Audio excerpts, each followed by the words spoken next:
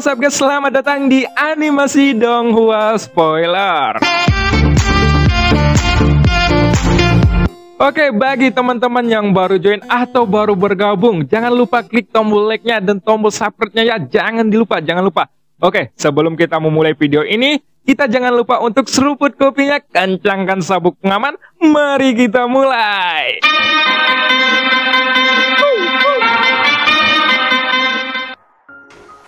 Pada episode sebelumnya diceritakan, Jin Taiwei memerintahkan pasukannya untuk menyerang Xiaoyan. Namun di sisi lain, beberapa dari mereka ternyata tidak mengikuti perintah dari Jin Taiwei. Kemudian, tak lama setelah itu, sosok Jin Che pun berhasil dibunuh oleh Xiaoyan. Selanjutnya, Xiaoyan pun menghampiri Jin Taiwei lalu melakukan pertarungan. Dan scene pun berganti. Kemudian, dalam pandangan Jin Taiwei, dia melihat bahwa sosok Xiaoyan sudah mengangkat telapak tangannya, lalu mengepalkan kelima jarinya, dan siap untuk meninju dirinya dengan kuat. Padahal, saat ini, Jin Taiwei sudah bergerak dengan kecepatan penuh. Akan tetapi, dia masih tidak bisa menghindari Xiaoyan, dan tinju Xiaoyan pun mendarat ke dadanya dengan keras. Dengan suara ledakan keras, seluruh tubuh Jin Taiwei pun menerima tinju mentah itu secara maksimal, yang membuat tubuhnya langsung terlihat berantakan. Bahkan, darah di tubuhnya melonjak, dan dua keping kristal merah di dadanya dibuat hancur tak tersisa. Tentu saja, Xiaoyan juga tidak tertarik untuk mengumpulkan armor dewa palsu dari level ini. Dengan tubuh abadi Xiaoyan saat ini, lalu ditambah dengan tubuh Yuan Shen bintang 5, kekuatan fisiknya sama sekali tidak dapat ditanggung oleh Jin Taiwei. Dan pukulan tersebut adalah serangan telak yang tidak bisa ditahan olehnya. Detik berikutnya, kerangka pada seluruh tubuh Jin Taiwei pun langsung mengeluarkan suara berderak. Jelas, meskipun dia adalah seorang kaisar keabadian, tulang dan dagingnya masih tidak dapat menampung kekuatan besar yang dibawa oleh pukulan Xiaoyan. Bahkan, karena pukulan tersebut, organ dalam Jin Taiwei pun bergejolak, dan seteguk darah bercampur dengan organ dalam yang rusak juga menyembur keluar. Tentu saja, bahkan dengan bantuan armor dewa palsu dan pelindung tubuh fisik, Jin Taiwei tetap tidak mampu menahan serangan dari Xiaoyan. Di sisi lain, mata Jin Wuye pun tiba-tiba memerah ketika melihat adegan ini. Dia tentunya tidak bisa menerima tindakan Xiaoyan terhadap ayahnya ini. Jadi, dia segera menginjak kehampaan terus-menerus, dan sebuah pedang panjang pun muncul di tangannya. Tidak hanya itu, satu set armor dewa palsu juga muncul melapisi tubuhnya. Kekuatan keabadian yang agung segera mengaliri pedangnya. Lalu detik berikutnya, pedang itu pun langsung menembas ke arah Xiaoyan. Dasar anak bodoh, larilah, kita bukan tandingannya. Aku tidak ingin kamu bernasib sama seperti diriku, ucap Jin Taiwei. Pada saat ini, Jin Taiwei memandang anaknya yang sedang bergegas dan berteriak keras. Namun tampaknya, Jin Wuye mengabaikan kata-katanya. Padahal, sekarang, pukulan Xiaoyan benar-benar sudah menghancurkan kepercayaan diri dari Jin Taiwei. Dan dia tidak bisa membayangkan bagaimana anaknya tewas di tangan Xiaoyan nantinya. Jin Taiwei memang dapat merasakan kekuatan penindasan dari sosok Xiaoyan. Akan tetapi, dia tidak bisa merasakan kekuatan Xiaoyan sama sekali. Jelas, alasannya adalah karena Xiaoyan jauh melampaui dia sekarang. Namun, dengan kekuatan Xiaoyan yang sudah bertambah kuat, bahkan jika ayah dan anak ini bekerja sama, tidak ada kemungkinan untuk menang bagi mereka. Kekuatan yang benar-benar menghancurkan ini terbukti dengan sendirinya. Tak ingin menyerah begitu saja, Jin Taiwei pun tiba-tiba berteriak keras. Dan pada detik berikutnya, muncullah formasi misterius dari para Master Papillon 9 Langit. Dan ada beberapa orang kuat di dalam pasukan aliansi Dewa Abadi ini. Tampaknya, Jin Taiwei meminta bantuan orang kuat dari Kuil Langit untuk membantunya. Pada saat ini, di bawah panggilan Jin Taiwei, formasi itu pun meledakkan cahaya yang menyilaukan. Cahaya itu langsung melesat ke langit. Lalu, gelombang energi yang kuat dari gerakan tersebut juga membuat kehampaan pun bergetar. Di sisi lain, Xiaoyan tiba-tiba merasakan jantungnya berdetak lebih kencang. Seolah-olah ada rasa hubungan yang aneh dengan formasi besar ini. Xiaoyan pun perlahan mengangkat alisnya dan mulai menatap formasi tersebut dengan curiga. Sementara itu, dalam seberkas cahaya di kehampaan, sesosok pun tiba-tiba muncul. Tapi, dengan hadirnya sosok ini, orang-orang yang menciptakan formasi malah terlihat lemas. Jelas, konsumsi energi untuk menjalankan formasi ini sangatlah besar. Tetapi, pada saat krisis ini, Jin Taiwei sudah lama sekali sejak dia tidak dapat mengurus hal-hal di luar kendalinya. Namun, jika saja pihak Kuil Langit tidak datang lagi, ayah dan anak itu pasti akan dibunuh oleh Xiaoyan. Ternyata, sosok yang muncul ini adalah Raja Kuil Langit yang bernama Kui Jun. Saat ia memasuki wilayah ini, Kui Jun langsung menatap sosok Jin Taiwei. Dan hal ini malah membuat si Jin Taiwei menjadi sangat panik. Lalu, setelah itu, Kui Jun pun dengan kekuatan keabadiannya segera memulihkan luka Jin Taiwei. Sementara Jin Taiwei dipulihkan, sang anak Jin Wuye tampaknya tidak diperdulikan. Ini menghadapi serangan pedang energi, Xian pun langsung mengangkat tangannya, lalu meninju dari udara tipis. Tapi, hal ini segera membuat seluruh energi tinju di area itu pun tersapu dan bertabrakan dengan pedang energi milik Jin Wuye. Namun, dengan mudahnya, pedang energi milik Jin Wuye runtuh dalam sekejap. Lalu yang tersisa, kini hanyalah serangan Xiaoyan yang terus-menerus bergerak ke arahnya. Sosok Jin Wuye yang tidak bisa lagi mengelak pun hanya bisa pasrah ketika tinju itu menimpa tubuhnya. Sekarang, jarak Xiaoyan dan Jin Wuye sebenarnya masih cukup jauh. Tetapi, pada saat Jin Taiwei melihat, Xiaoyan tiba-tiba menyeringai. Lalu, melesat kencang ke arah Jin Wuye. Ia tahu bahwa sesuatu yang buruk akan terjadi. Maka dari itu pun, ia langsung berteriak. "Hei, bodoh, larilah jika kamu tidak ingin menjadi bubur olehnya," ucap Jin Taiwei dari kejauhan. Jin Taiwei pun sudah bisa merasakan niat membunuh yang kuat dari sosok Xiaoyan ini. Tapi, peringatannya ini sudah terlambat. Kini, seluruh tubuh Jin Wuye pun juga langsung diselimuti oleh krisis kematian yang kuat. Ekspresinya pun seketika berubah drastis, dan sosoknya dengan cepat melesat ke belakang. Akan tetapi, kecepatan Xiaoyan jauh lebih kencang darinya. Kalian adalah ayah dan anak yang pernah menghancurkan tim Carlos milikku. Jadi, hari ini aku akan membiarkanmu merasakan sakitnya kehilangan seorang putra. Hutang darah harus dibayar dengan darah, ucap Xiaoyan dengan penuh amarah. Pada saat ini, sorot mata Xiaoyan pun terasa dingin, dan dalam sekejap mata, dia sudah menyusul sosok Jin Wuye. Lalu, setelah itu, penguasa baratnya pun melambai dengan sekuat tenaga. Jelas, semua kekuatan ini adalah kebencian yang sudah lama Xiaoyan simpan. Sementara itu, Jin Wuye yang tidak ingin mati juga segera menggunakan semua metode pertahanan dan keterampilan bertarungnya. Terlebih lagi, dia mencurahkan semua kekuatan keabadiannya, dan dia tidak ragu untuk membakar jiwanya sendiri. Itu karena hanya dengan cara ini, dia mungkin masih memiliki kesempatan untuk hidup. Dengan suara ledakan keras, seluruh tubuh Jin Wuye pun seperti hilang ditelan oleh kepulan asap. Tapi sebenarnya, sosoknya masih ada di sana. Ketika kekuatan dahsyat dari penguasa barat itu menerjang perutnya, kekuatan yang penuh kebencian pun menyebabkan tulang dan daging Jin Wuye pun meledak.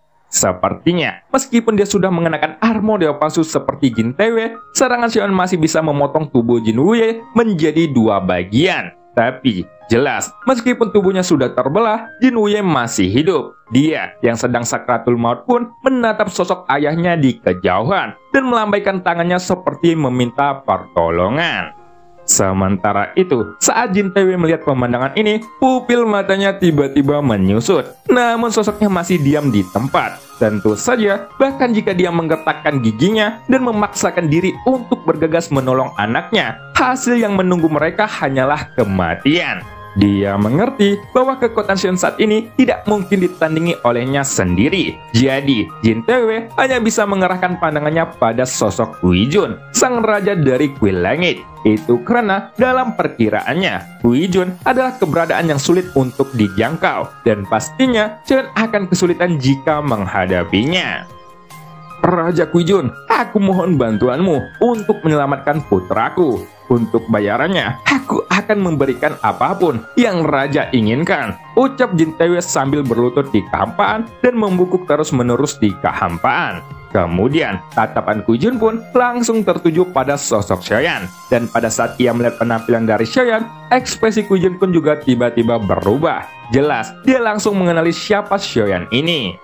Lagi pula, pada saat Xion pergi, dia membunuh banyak sosok di kuil langit. Lalu, meskipun semua orang mengira Xion sudah tewas, selama mayat almarhum Xion ini tidak ditemukan, mereka pasti tetap waspada dan akan terus mencarinya. Tampaknya pihak kuil langit ini sangat takut pada Xion. Itu karena Xion adalah reinkarnasi dari sang dewa tertinggi, dan ancaman terhadap seluruh wilayah kuil langit pun terbukti dengan sendirinya.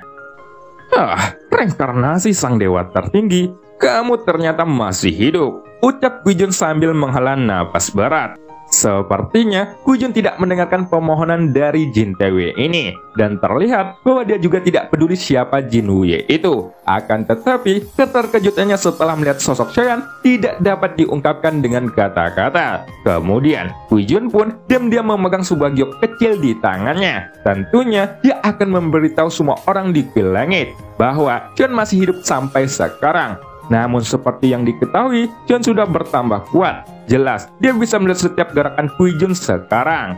Lalu, karena kekuatan Xion sebelumnya untuk merebut kendali tubuh masih ada, bahkan sekarang, selama Xion mau, dia dapat merebut tubuh Guijun sekarang. Lagi pula, jiwa yang terakhir dia simpan, itu juga tidak terlalu lengkap. Pada saat ini, ketika Guijun akan menghancurkan batu giok di tangannya, dia menemukan bahwa dirinya tidak dapat menggunakan telapak tangannya. Tapi, hal yang lebih mengejutkan adalah Xion bahkan tidak melihat ke arah Guijun. Tetapi, dia terus melihat sosok Jin Wuye yang telah terpotong menjadi dua. Setelah itu, di telapak tangan Xion, seberkas api pun muncul. Dan aura kematian yang dipancarkan pun menjadi semakin kuat. Kini, ekspresi wajah Jin Wuye benar-benar penuh ketakutan. Dan dia hanya bisa mengalihkan pandangannya pada sosok Jin Taewei. "Ayah, selamatkan aku!" ucap Jin Wuye sambil berteriak. Segera, Jin Taewei pun bergerak mendekati Guijun sambil mengepalkan tinjunya. Dan dia hanya bisa menunggu Guijun bertindak. Bagaimana ini terjadi? Sialan, tubuhku di luar kendali, ucap Guijun dengan panik. Bahkan terlihat bahwa ekspresinya juga langsung berubah drastis, dan keringat dingin pun terus bercucuran di dahinya. Ketika melihat ekspresi Guijun yang tiba-tiba menjadi panik, Jin Taewei tentu saja tidak tahu apa yang terjadi. Akan tetapi, ia tahu bahwa sosok wujud ini mungkin tidak dapat membantunya sekarang.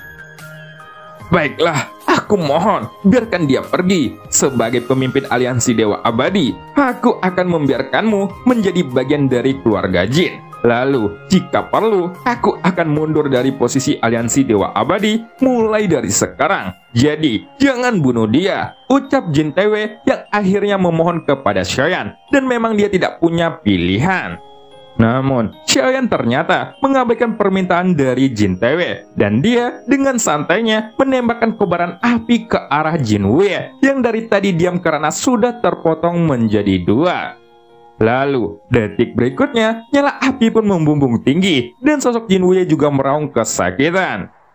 "Apa yang salah? Ayah, selamatkan aku!" ucap Jin Wuye yang terus berteriak. Tapi, seiringnya berjalannya waktu, raungan tersebut menjadi semakin pelan, dan perlahan menghilang ditelan oleh kobaran api.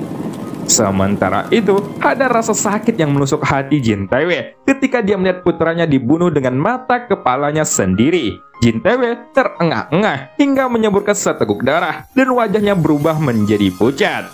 Di sisi lain, tim Palace dan Yuli tidak membantunya. Itu karena Xion sebelumnya juga berkata bahwa dia harus membalaskan dendam ini sendirian, sehingga dia bisa melampiaskan amarahnya dengan penuh. Alasan sebenarnya mengapa Xion tidak membiarkan tim Palace ini bertindak bersamanya adalah karena tim Palace sudah terlalu lama bersama Xion. Jadi, meskipun semua orang di tim Palace ini telah dibangkitkan, Xion dapat merasakan bahwa mereka belum benar-benar dibangkitkan, dan bahkan jiwa mereka semuanya juga sudah sangat rusak. Jadi, kekajaman yang Xion lakukan sekarang dapat meredakan kebencian di hatinya, meski itu tidak semuanya. Raja Guijun, apa yang kamu lakukan? Bukankah kuil langit menjanjikan aliansi Dewa Abadi bahwa kalian akan membantu kami dalam segala hal? Tapi sekarang, mengapa Anda tidak bergerak? Ucap Jin Taewei yang sudah putus asa. Terlihat bahwa wajah Jin Taewei masih tampak pucat. tubuhnya juga gemetar. Lalu dengan mengikuti teriakan anaknya yang semakin menghilang, Jin Taiwei pun sedikit kehilangan akal. Sampai-sampai ia berani menggunakan nada tinggi kepada Kui Jun. Di sisi lain, Kui Jun sendiri saat ini terlihat sangat cemas. Itu karena seluruh tubuhnya membeku di udara. Bukan karena dia tidak ingin bergerak, tetapi karena dia bahkan tidak bisa menghancurkan batu giok di tangannya. Maka dari itu, sangat tidak mungkin baginya untuk membantu Jin Taiwei. Kui Jun tidak tahu apa yang terjadi, akan tetapi tubuhnya tidak bisa bergerak saat ini. Dia hanya bisa menatap Xion dengan diam dan terus mengira-ngira bahwa ini adalah perbuatannya. Namun, sosok Xion tampaknya tidak pernah menatapnya. Malahan, yang dia tatap adalah sosok Jin Taiwei setelah membunuh anaknya. Jika keluarga Jinmu ingin mundur, mungkin sudah terlambat. Keberadaan aliansi Dewa Abadi seharusnya menjaga keseimbangan sumber daya dunia, bukannya menginvasi dan merusak setiap makhluknya. Tindakanmu adalah kesalahan fatal. Jadi, jika dibiarkan mundur begitu saja, aku khawatir di masa depan nanti kalian membalas dendam, ucap Xiaoyan. Bahkan, hari ini kamu dapat melihatnya sendiri. Apa yang disebut dengan aliansi Dewa Abadi itu sangatlah kacau dan penuh dengan kebohongan, ucap Xion kembali. Sambil berbicara, dia perlahan mendekati Jin Taiwei. Tapi Jin Taiwei jelas tidak mungkin bisa melarikan diri. Detik berikutnya, tinju Jin Taiwei pun menjadi tidak berarti saat ini, dan ada ekspresi keengganan di wajahnya. Lalu, dia yang masih belum menyerah, terus-menerus menatap Kui Jun yang pendiam dengan matanya yang suram. Mengapa kamu masih berharap bahwa kuil langit dapat menyelamatkanmu dari siksaan api neraka? Apakah kamu tidak menyadarinya? Dia saja saat melihatku langsung terdiam. Jadi, apa yang kamu harapkan dari orang tercela itu? Wahai makhluk hina, ucap Xion sambil terus mendekati Jin Taiwei yang wajahnya sudah sangat pucat. Raja Kui Jun, ayolah, aku memanggil kamu ke sini bukan untuk dijadikan badut penghibur. Cepatlah, serang orang itu, ucap Jin Taiwei dengan panik, karena ada rasa penindasan yang Xion pancarkan terlalu kuat. Dia pun sangat ketakutan, sehingga Jin Taiwei hanya berani mendekati Kui Jun. Kemudian, wajah Kui Jun terlihat sangat pucat. Tentu saja, karena sejak dia datang, dia tidak bisa bergerak. Jadi, Kui Jun juga tidak bisa membantunya. Tidak hanya itu, saat dia melihat Xiaoyan dan kemunculan Bahtera Kapak Hantu, orang lain mungkin tidak mengenalinya, tapi Kui Jun sangat mengenali eksistensi mereka. Itu adalah Bahtera Kapak Hantu yang berasal dari dunia bawah. Lalu sekarang, karena dialah satu-satunya sosok dari kuil langit yang turun, maka dia tidak bisa memberikan Jin Taiwei bantuan. Ada apa ini? Kenapa dari awal aku muncul, tubuhku tidak bisa bergerak? Apakah ini karena gerakan dari reinkarnasi sang dewa tertinggi itu? Tapi, bagaimana mungkin dia saja tidak melirikku? Gumam Kui Jun di dalam hatinya. Kini, Kui Jun seolah-olah tidak bisa lagi mengendalikan tubuhnya, dan hanya kesadaran yang masih tersisa, yang terus berusaha untuk menghancurkan batu giok di tangannya, dan memberitahu kuil langit tentang keberadaan Xiaoyan. Tetapi, bahkan untuk menjalankan tindakan sederhana ini saja, ia tidak dapat melakukannya. Segera setelah itu, merasa bahwa situasinya semakin gawat, Jin Taiwei pun menggertakkan giginya. Ekspresinya juga langsung berubah. Lalu, sebuah giok kecil kembali muncul di tangannya, dan dia langsung menghancurkannya. Tampaknya, Jin Taiwei masih mempunyai pihak lain untuk dimintai pertolongan. Jika memang Raja Kui Jun tidak bisa melakukannya, aku terpaksa untuk meminta bala bantuan dari pihak dunia Taesu, ucap Jin Taiwei yang sudah sangat putus asa. Dan sekarang itulah pilihan terakhir yang dia punya. Entah nantinya akan seperti apa, dia tidak peduli, karena yang terpenting dirinya sendiri harus bertahan hidup. Ketika melihat bahwa sosok Kui Jun tidak dapat diandalkan, Jin Taiwei pun hanya bisa menaruh harapan terakhir pada dunia Taesu. Rupanya, pihak dunia Taesu juga telah meninggalkan formasi di aliansi Dewa Abadi, sehingga mereka bisa masuk begitu saja. Pada saat ini, di antara para Master Pavilion 9 Langit dan orang-orang kuat lainnya, setelah Jin Taiwei memberikan perintah, sebuah formasi besar misterius pun akhirnya mulai tercipta di langit. Itu adalah formasi yang lebih rumit dari sebelumnya, dan jelas bahwa konsumsi pada energinya juga semakin besar. Kemudian, Xiaoyan merasa bahwa aura Jin Taiwei tiba-tiba melonjak. Akan tetapi, dua kristal merah dari armor dewa palsunya telah dihancurkan Xiaoyan. Jadi, meskipun dia memiliki kekuatan keabadian, dia tidak bisa menuangkan ke dalam armor dewa palsu itu lagi.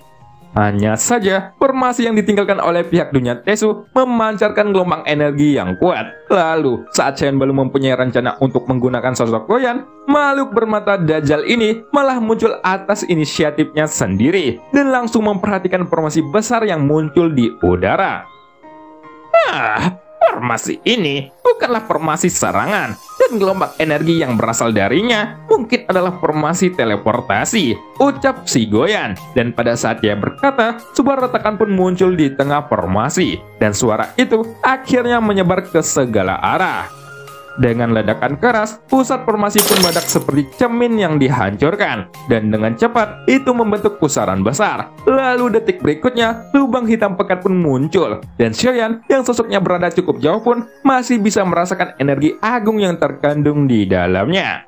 Segera, setelah melihat bayangan hitam besar muncul dari lubang hitam tersebut, Xiaoyan sedikit mengerutkan dahinya. Pada saat ini, Xiaoyan tidak ragu lagi. Dia segera melangkah maju, dan sosoknya tiba-tiba melesat untuk mendekati Jin Taiwei. Melihat bahwa ada ancaman yang datang, Jin Taiwei ini pun buru-buru melesat mundur. Dia menghabiskan kekuatan penuhnya untuk melakukan ini. Namun, cahaya di mata Xiaoyan pun berubah. Dia tidak bisa menghindari serangan tersebut. Jelas, itu karena dia sama sekali tidak mengerti gerakan Xiaoyan. Dan sejauh ini, setiap orang memang selalu terkena jebakan oleh Xiaoyan. Pada saat ini, Xiaoyan tahu bahwa pihak dunia Tesu akan segera datang. Tapi, sebelum mereka tiba di tempat ini, Xiaoyan memutuskan untuk menyingkirkan Jin Taiwei terlebih dahulu, agar situasinya tidak semakin rumit. Semuanya, cepatlah muncul. Aku benar-benar membutuhkan bantuan kalian. Orang ini akan membunuhku jika kalian tidak segera tiba, ucap Jin Taiwei yang sambil berteriak keras, dan terlihat bahwa ekspresi panik memenuhi wajahnya. Sekarang, sebagian armor pada tubuh Jin Taiwei telah rusak. Jadi mau tidak mau, dia yang jelas akan kalah dari Xiaoyan terus bergerak mundur. Lalu, karena ancaman kematian benar-benar menyelimutinya, dia meraung meminta tolong. Namun di matanya, cahaya putih pun tiba-tiba menyala, dan suara serta sosoknya pun tiba-tiba berhenti. Pada saat yang sama, dari lubang hitam di langit, pasukan dunia Tesu yang tak terhitung jumlahnya keluar dari sana. Tampaknya, pihak dunia Tesu yang dengan tulus datang untuk membantu Jin Taiwei. Akan tetapi, Xiaoyan tidak memperhatikan pasukan dunia Tesu yang datang dari langit ini. Itu karena Xiaoyan tidak lagi sendirian seperti sebelumnya. Jadi, saat dia ingin melarikan diri dari pengejaran dunia Tesu, maka semua orang di Bahtera Kapak Hantu juga akan melarikan diri bersamanya. Namun, pada saat ini, monster raksasa dunia Tesu yang baru saja muncul itu berteriak dengan marah. Lalu, ketika mendengar raungan yang tiba-tiba datang dari sosok raksasa ini, makhluk itu pun mengejutkan para penduduk, serta pasukan aliansi Dewa Abadi yang tak terhitung jumlahnya. Dan jelas, banyak orang yang belum pernah mendengar tentang monster ini. Sementara di pihak aliansi Dewa Abadi itu sendiri, saat Jin Taiwei terus berteriak, sosok yang tak terhitung jumlahnya juga tiba-tiba muncul di langit wilayah aliansi Dewa Abadi. Tapi, itu mungkin bukanlah pasukan yang berpihak pada Jin Taiwei. Adegan ini terlalu mengejutkan, dan bahkan mereka malah menjarah tanpa dosa. Ketika menyaksikan banyaknya orang kuat dari aliansi Dewa Abadi keluar, beberapa yang bukan pendukung Jin Taiwei sebenarnya juga mengikuti mereka satu demi satu. Entah apa yang terjadi, dan belum bisa dipastikan dari mana orang-orang ini muncul. Namun, meskipun ada banyak orang yang tidak percaya pada pemimpinnya sekarang, masih ada segelintir makhluk di belakang Jin Taiwei. Tapi, mungkin yang mereka percayai adalah sosok kuat lain, serta keberadaan yang selalu mereka agungkan. Pada saat ini, banyak kilatan cahaya yang juga terus berdatangan, dan Jin Taiwei pun sangat terkejut ketika melihat pemandangan tersebut. Itu adalah adegan yang mana dia sendiri tidak merencanakannya, dan yang dia panggil adalah pasukan dunia Tesu. Tidak hanya itu, meskipun dia adalah pemimpin dari aliansi Dewa Abadi, selama menjabat ini, Jin Taiwei tidak pernah tahu bahwa ada kekuatan lain di aliansi Dewa Abadi ini, apalagi keberadaan para pasukan veteran itu. Pada saat ini, Jin Taiwei melihat banyak pasukan veteran yang muncul dari aliansi Dewa Abadi, dan mereka semuanya berangkat serempak dengan pandangan tegas. Bahkan, terlihat bahwa semua orang ini sepertinya sudah disiapkan untuk menghadapi perang besar. Kemudian, di belakang mereka ada sebuah totem kuno dari pihak veteran ini, mengeluarkan perasaan yang mengerikan. Tampaknya, setelah melihat Jinche dan Jinwoo yang juga dihancurkan, para veteran yang tidak pernah percaya pada Xiaoyan ini akhirnya merasakan kekuatan yang Xiaoyan pancarkan. Jadi, sekarang mereka sepertinya merasa bahwa Jin Taiwei tidak dapat menanganinya dan akhirnya memutuskan untuk keluar. Hanya saja, meskipun momentumnya sudah meningkat, bagaimana bisa orang-orang dari aliansi Dewa Abadi ini menjadi lawan dari pasukan dunia Tesu yang memiliki berkah dari armor dewa palsu? Jelas, hanya orang-orang di luar nalar dan yang memiliki kekuatan mengerikan saja yang mampu menghadapi pihak dunia Tesu. Lalu, dengan mengandalkan armor dewa palsu ini untuk menggunakan kekuatan keabadian, itu bukanlah sesuatu yang bisa dihadapi oleh semua orang. Jadi mungkin kemunculan pasukan lain ini hanya menjadi tindakan yang sia-sia. Jika memang tidak memiliki persiapan lebih, sementara pasukan terus berdatangan di langit, Xion saat ini dengan kejam menebas penguasa baratnya di dada Jin Taiwei. Namun, karena sosok Jin Taiwei ini sudah sepenuhnya dikendalikan oleh domain bayan, maka dari itu, dia bahkan tidak bisa merasakan sakitnya. Tapi ternyata, penguasa berat di tangan Xion ini terus-menerus menghancurkan tubuh Jin Taiwei, sampai seluruh dadanya hancur lebur. Setelah itu, nyala api pun tiba-tiba melonjak. Lalu karena tubuh Jin Taiwei yang sudah benar-benar tak berdaya, jadi tidak ada lagi kesempatan baginya untuk bangkit kembali. Namun, pada saat nyala api baru saja naik, kilatan cahaya pun tiba-tiba melintas dari kejauhan. Dan pada detik berikutnya, tekanan kuat pun langsung menyelimuti sosok Xiaoyan dalam sekejap mata. Lalu, akibat munculnya serangan misterius ini, adegan epic Xion yang akan membunuh Jin Taiwei pun harus sirna. Tanpa diduga, kekuatan tersebut ternyata sangat membebani Xiaoyan, dan dia merasa bahwa tubuhnya semakin berat. Akan tetapi, bahkan di bawah tekanan yang sangat kuat ini, Xion masih mampu menjentikan jarinya dan melepaskan api ke arah Jin Taiwei yang tubuhnya sudah hancur. Dan cerita pun berakhir. Sampai jumpa di episode selanjutnya. Membeli palu sambil naik odong-odong. Seruput kopi dulu sebelum nonton Andongs.